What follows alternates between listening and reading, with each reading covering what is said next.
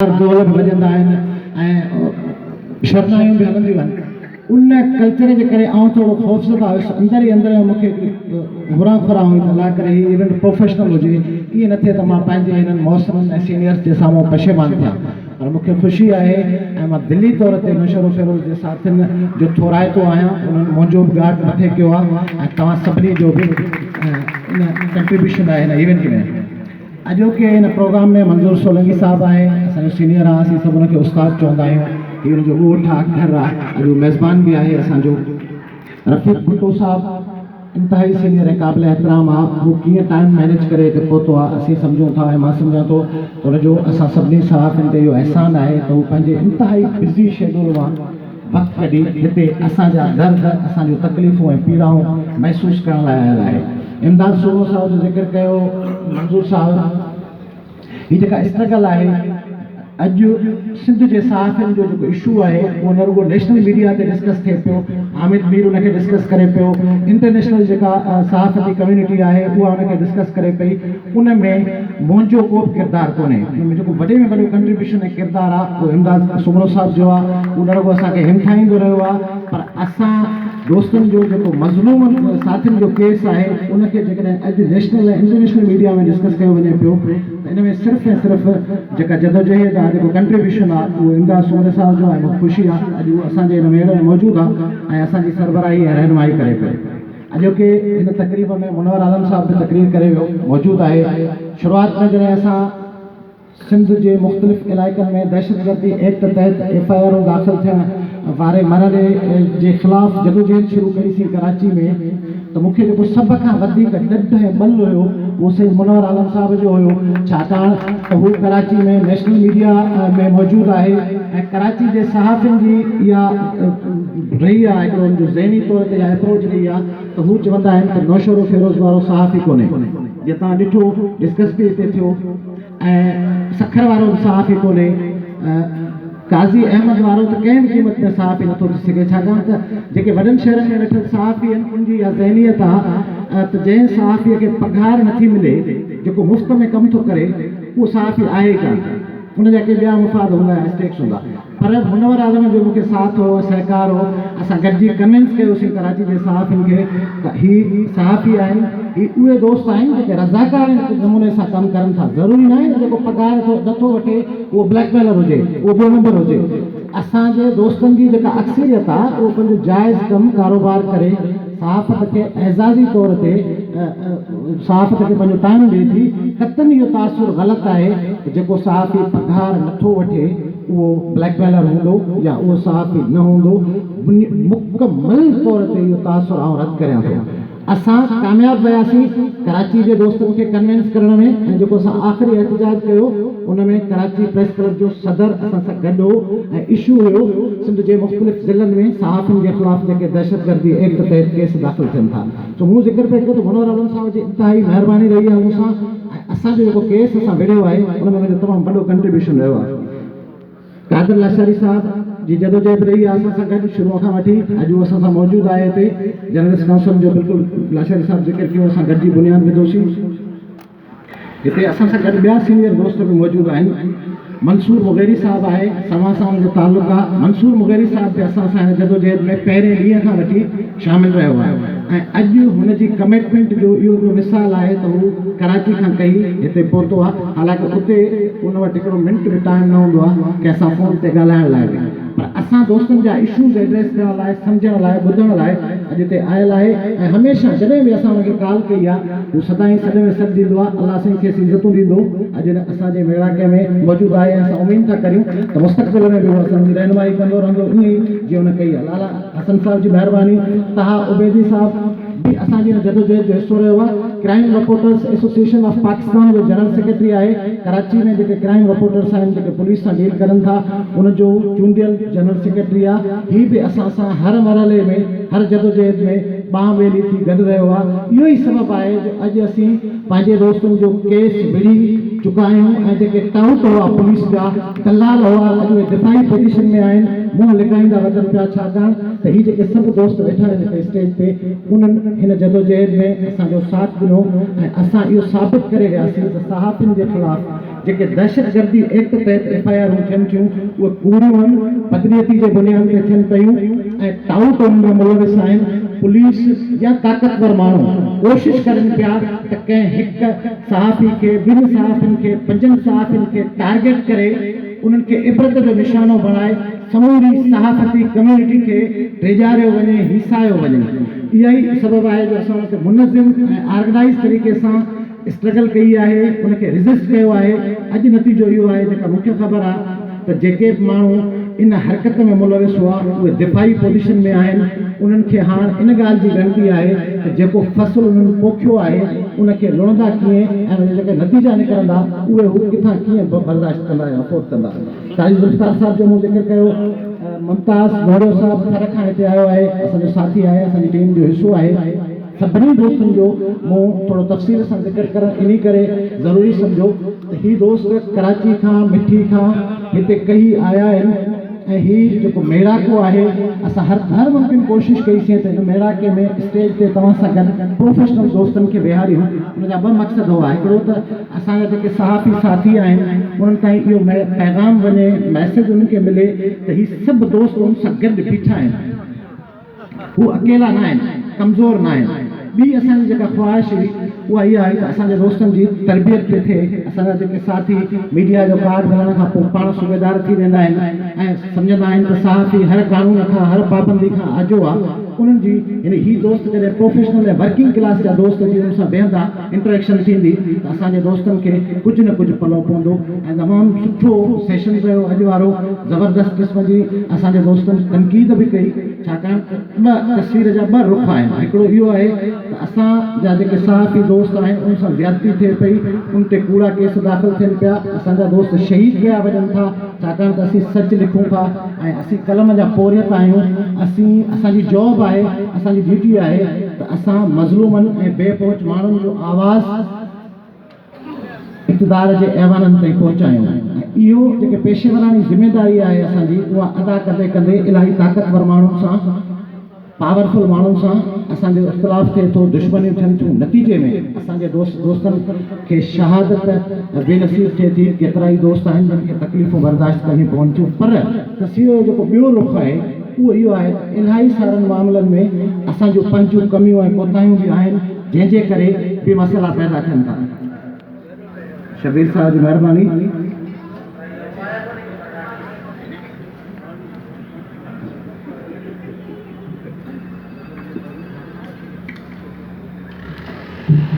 आज़ाद अनवर कांदरे साहिब जी मां महिरबानी मञींदुसि, उन मूं ते अहसान कयो, निशानदेही कई।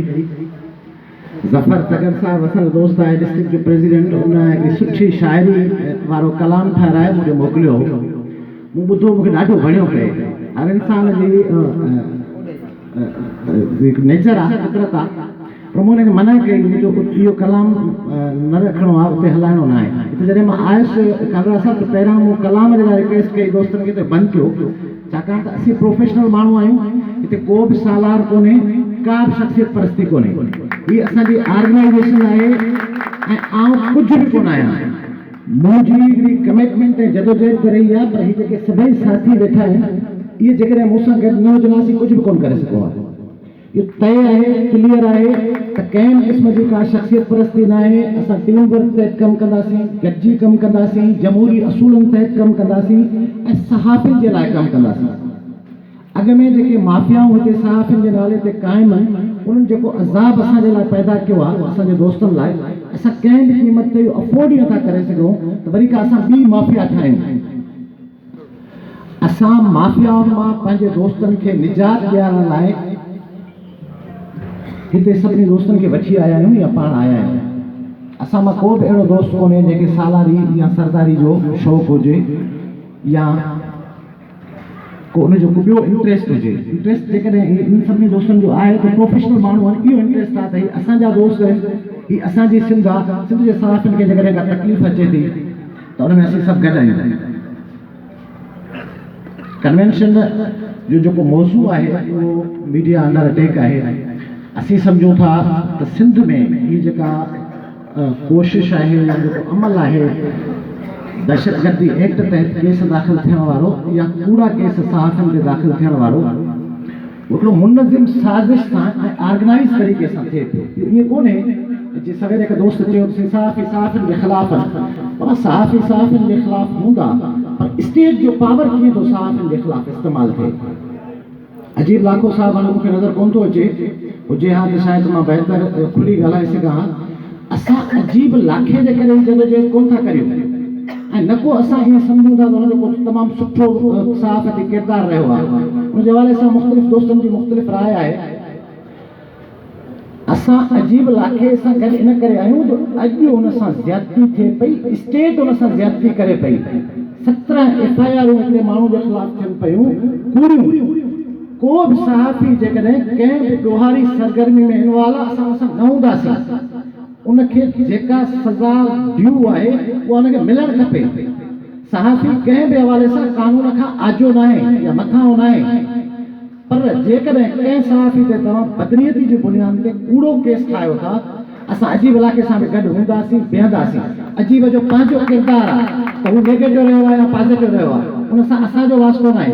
एज़ ए ऑर्गेनाइज़ेशन या एज़ ए जर्नलिस्ट जेकॾहिं पुलिस वारा कंहिं धाड़ेल खे कंहिं दहशतगर्द खे पकड़े जुर्तू पुलिस मुक़ाबले में मारींदा त तव्हां असां सभई लिखंदासीं त जुर्तू पुलिस मुक़ाबले में मारियो वियो आहे। भले उहो खूनी हूंदो भले उहो ॾोहारी हूंदो पर छाकाणि असांजी ड्यूटी आहे त असां हक़ इंसाफ़ वारे पासे ते बीहूं। अजीब सां बि असां इन बुनियाद ते बीठा आहियूं अॼु पुलिस अजीब सां ज़्यादती करे पई। जेकॾहिं कल्ह अजीब पुलिस जो माण्हू हुयो त छा अॼु पुलिस जे झोलीअ में ॿिया माण्हू कोन वेठा आहिनि। हिकिड़े अजीब खे पुलिस टारगेट बणाए 15 ॿिया अजीब वेठी पाले थी। इहो को मसइले जो हल त कोन्हे न। हिकिड़ो DIG जेकॾहिं नाराज़ थिए कल्ह ताईं अजीब हुन सां गॾु हुयो उन सां कुले में मिलाए वेठो।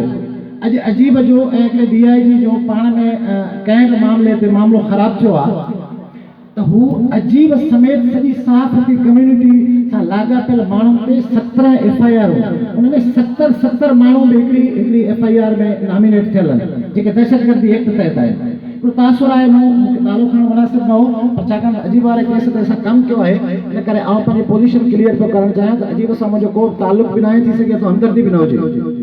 मुंहिंजी हमदर्दी पंहिंजे पेशे सां आहे। अजीब खे सोसाइटी समाज सहाफ़ी करे तसवर करे थो मञे थो। सुठो सहाफ़ी आहे ख़राबु सहाफ़ी आहे इहो हिकिड़ो बहस आहे। दोस्तनि जी मुख़्तलिफ़ राय थी सघे थी। सहाफ़ी खे जेकॾहिं पुलिस इबरत जो निशानो बणाए थी बदनीयती जे बुनियाद ते असीं रिज़स्ट कंदासीं कई बि आहे अञा वधीक बि कंदासीं।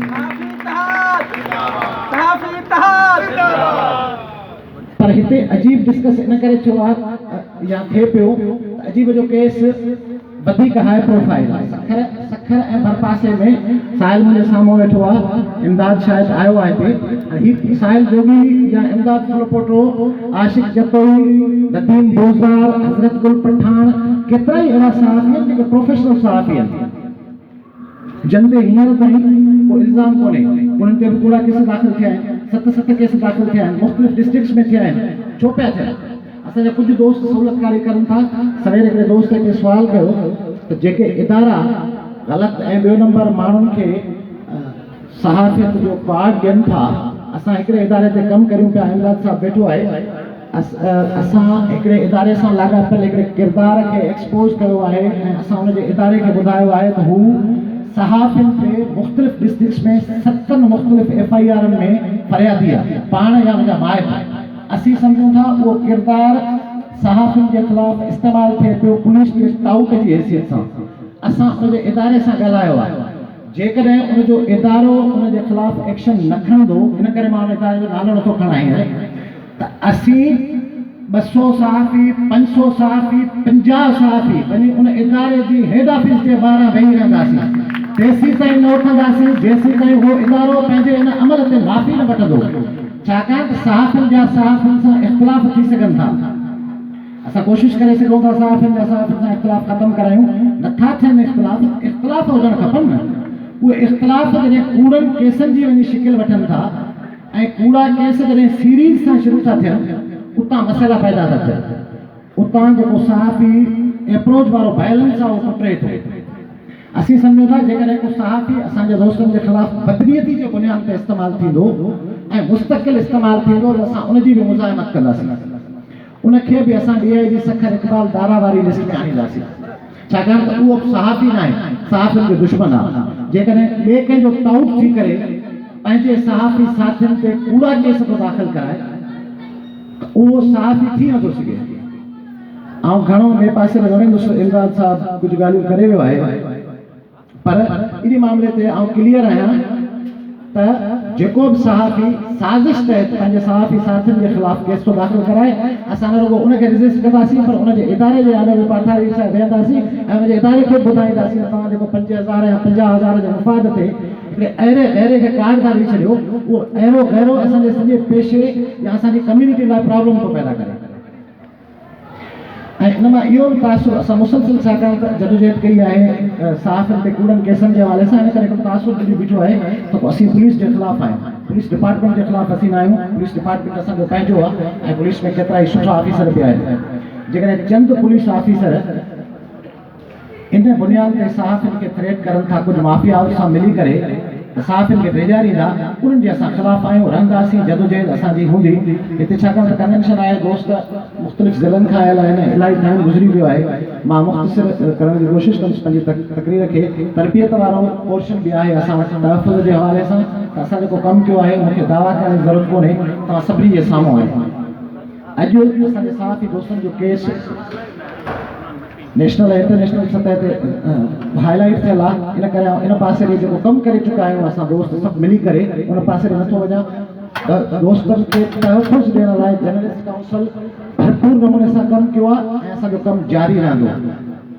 पर उन सां गॾोगॾु असां दोस्तनि जी तरबियत जे हवाले सां बि कोशिशि करियूं था, जेके असांजा सहाफ़ी साथी आहिनि उनखे तरबियती माहौल बि फ़राहम कजे। हिते इलाही सारा असांजा सीनियर दोस्त आहिनि, उन सां गॾु ई असां कोशिशि कंदासीं त हिन क़िस्म जा जेके कन्वेंशन आहिनि असां ॿियनि डिवीज़न्स में ऐं डिस्ट्रिक्ट्स में वञी करियूं, तव्हां दोस्तनि सां इंटरेक्शन थिए ऐं जेके सहाफ़ियुनि जा इशूज़ आहिनि उन सां गॾोगॾु उनजी जेको तरबियत वारो पासो आहे उनखे ॾिसूं। वेलफेयर जे हवाले सां मंसूर मुगरी साहब तमामु बहितरीनु ॻाल्हि करे वियो त सहाफ़ियुनि खे असांजे दोस्तनि खे ज़रूरत आहे त उन्हनि जा जेके वेलफेयर वारा पासा आहिनि उनखे ॾिसजे, उन हवाले सां असां कमु करियूं पिया। सहाफ़ियुनि खे सिंधु सतह ते, तालके सतह ते हेल्थ कार्ड ॾियारण लाइ ऐं हुन में मुनवर आलम साहब असांजी सॼी टीम एक्टिव आहे, असां इलाही सारो वर्क कयो आहे। तमामु जल्द असां सॼी सिंध जे सहाफ़ियुनि खे ख़ुशख़बरी ॾींदासीं त जेके हेल्थ कार्ड आहिनि उहे गवर्नमेंट जा असां एक्रीडेशन कार्ड जे थ्रू कराइणु चाहियूं था। एक्रीडेशन कार्ड जेको इंफॉर्मेशन डिपार्टमेंट ॾींदो आहे उन में असांखे हेल्थ वारी सहूलियत बि हुजे ऐं ॿियूं जेके ड्यू सहूलियतूं आहिनि उहे हुजनि। सिंध में प्रेस क्लब्स में सिंध सरकार जेका ॿियाई ऐं ॿी रखियाई करे पई, प्रेस क्लब्स जी जेका ग्रांट आहे उन हवाले सां असां कमु करियूं पिया ऐं तमामु जल्द तव्हांखे असां सॾु ॾींदासीं। ज़रूरत पवंदी त असां CM हाउस जे आॾो वञी वेही रहंदासीं। जेको सिंध में प्रेस क्लब में जेका बदनीयती जी बुनियाद ते वंड वर्च करे थी सिंध सरकार, मख़सूस प्रेस क्लब्स आहिनि जिन खे हुकूमत पंहिंजूं कैंप ऑफिसूं ठाहे छॾियो आहे। 5 या 6 वॾा प्रेस क्लब आहिनि जिन खे करोड़नि में ग्रांट मिले थी सिंध में, ऐं उहे प्रेस क्लब माफ़ियाउनि जे हवाले आहिनि। उते मख़सूस माण्हुनि जो कंट्रोल आहे, करोड़नि में ग्रांट वठनि था, उते आम माण्हू पेर नथो पाए सघे ऐं जेको आम सहाफ़ी आहे वर्किंग क्लास जो उहो नथो वञी सघे। असां कोशिशि कंदासीं त पहिरें मरहले में गवर्नमेंट खे असां क़ाइल करियूं, सिंध सरकार खे जेके 20 करोड़नि खां वधीक फंड आहे जेको सहाफ़ियुनि जे नाले ते हर साल सिंध सरकार ख़र्च करे पई, पंहिंजे वाठनि खे ॾिए पई, उहो फंड असां डिस्ट्रिक्ट सतह ते हर डिस्ट्रिक्ट प्रेस क्लब खे ॾियारियूं बराबरी जे बुनियाद ते। पहिरें मरहले में ज़िले सतह ते, ॿिए मरहले में तालकनि खे बि मिलणु खपे। जॾहिं असांजा प्रेस क्लब मज़बूत हूंदा, इदारा मज़बूत हूंदा, हर प्रेस क्लब, ये जेके 4-5 कैंप ऑफिसूं इनखे असां प्रेस क्लब सम्झूं ई नथा। तंज़ीमकारी जे हवाले सां तव्हां दोस्त मुख़्तलिफ़ ज़िलनि में जा वेठा आहियो, इन करे मां इहो गर्ज़ु रखंदुसि त असां जर्नलिस्ट काउंसिल जे हवाले सां सिंध जे मुख़्तलिफ़ ज़िलनि में असांजा ऑर्गेनाइज़र्स आहिनि, जिते न आहिनि, जिते ज़रूरत आहे मेंबर साज़ी जी, सभिनी दोस्तनि जी फेवर खपे तव्हांजी ऐं गॾिजी सॼी तंज़ीम असां ठाहिणु चाहियूं था। हिकिड़ो सिंध सतह जो अहिड़ो प्लेटफॉर्म जंहिंमें का बि माफ़िया, को बि डॉन, को बि सरदार, को बि सालार न हूंदो। तव्हां असां वर्कर पोरियत क्लास जा माण्हू हूंदासीं। पोरियत आहियां, सॼो ॾींहुं सहाफ़ती मज़दूरी कंदो आहियां, जेके दोस्तनि इज़त ॾिनी आहे उनजी महिरबानी आहे। रवायत रही आहे हिकिड़ी माज़ी खां वठी, उहा रवायत जो थोरो रिफ्लेक्शन हिते आयो पए, पर असां जेके हिते सीनियर दोस्त वेठा आहिनि मुंहिंजी उनखे रिक्वेस्ट आहे त तंज़ीम साज़ी में असांजी मदद करनि ऐं असां कोशिशि करियूं त गॾिजी सघिजी हिकिड़ो सिंध सतह जो सुठो दोस्तनि जो फोरम ठाहियूं, जेको फोरम सहाफ़ियुनि जी असुल ताक़त हुजे, वर्कर्स जी, ऐं जेको वाग बि विझे। असां वटि जेके ॿियो नंबर आहिनि ब्लैकमेलर माफ़ियाऊं आहिनि या किरदार आहिनि जेके पंहिंजी साइज़ खां निकिरण खां पोइ पंहिंजे ई घर खे बाहि था ॾियनि या पंहिंजे ई घर धड़नि खे ॾंगिनि था, उन्हनि खे असां कीअं डील करे सघूं था। ऐं हीउ जेको दहशतगर्दी एक्ट वारे केसनि वारो कॉन्सेप्ट आहे या कूड़नि केसनि वारो, उन ते बि असां वधीक सघारे नमूने सां तमामु जल्द भरपूर स्ट्रगल सां ॿीहर असां शुरू कंदासीं पंहिंजो एहतजाज ऐं पंहिंजी जदोजहद। छाकाणि त असां चाहियूं था जेके कूड़नि केसनि में न रुगो शफ़ाफ़ इंक्वायरियुनि वसीले असांजे साथियुनि खे इंसाफ़ मिले, पर जेके माण्हू इन केसनि में मुलविस आहिनि कूड़नि केसनि में, उन्हनि खे सज़ा बि मिले, ताकी असां ॿीहर लाइ हिकिड़ो अहिड़ो मिसाल क़ाइमु करे सघूं त कंहिंखे ॿिए खे ज़रूरत न थिए असांजे दोस्तनि जे ख़िलाफ़ नाहक कूड़ो केस दाख़िल करण जी। हिते आउं तव्हांजे साम्हूं कुझु करारदादूं रखणु चाहींदुसि जेके दोस्त तव्हां मंज़ूरी ॾींदो, ख़ासि तौर ते जेके सॼी सिंध में सहाफ़ियुनि जे ख़िलाफ़ कूड़ा केस दाख़िल थियल आहिनि। असांजो मुतालबो आहे त उहे कूड़ा केस शफ़ाफ़ इंक्वायरी वसीले वापसि वरिता वञनि ऐं उन केसनि में जेके मुलविस किरदार आहिनि उन्हनि खे बेनकाब करे सज़ा ॾिनी वञे। छा तव्हां सहमत आहियो? इन असांजे मुतालबे सां तव्हां सहमत आहियो त सिंध सरकार सॼी सिंध में सहाफ़ियुनि खे हेल्थ कार्ड ॾे, जेका सिहत वारी सहूलियत आहे उहा सरकार जी ज़िमेदारी आहे, उहा सहाफ़ियुनि खे मिलणु खपे। असां वटि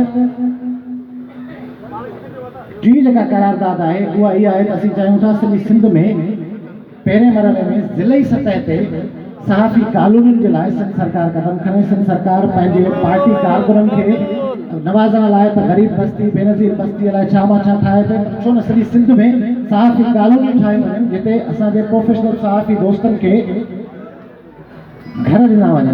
मुख़्तलिफ़ इलाइक़नि में वॾनि शहरनि में त सरकार इहा सहूलियत ॾिए पई, पर हर ज़िले में हर सहाफ़ी जो हक़ आहे त हुनखे सरकारी तौर ते इहो प्रिविलेज मिले जेको वॾनि शहरनि जे सहाफ़ियुनि खे मिले थो। अॼु असांजी ज़िले जी चूंडियल बाडी जा दोस्त हल्फ़ खणंदा, उनखां पोइ मुंहिंजो ख़्यालु आहे राग रंग जी महफ़िल आहे ऐं ॿियो एतमाम बि आहे। सो हल्फ़ वारा जेके दोस्त आहिनि मां शबीर खे गुज़ारिश कंदुसि त उहो तव्हां सां मुखातिब थींदो, हल्फ़ बरदारी जी तकलीफ़ थींदी। तव्हां सभिनी दोस्तनि जो मां थोराइतो आहियां, तव्हांजी महिरबानियूं आहिनि, तव्हां वक़्तु कढी हिते आया आहियो। हीउ जेको सिलसिलो आहे मेलनि ऐं मुलाक़ातुनि जूं इंशाअल्लाह सदाईं जारी रहंदो। वॾी महिरबानी।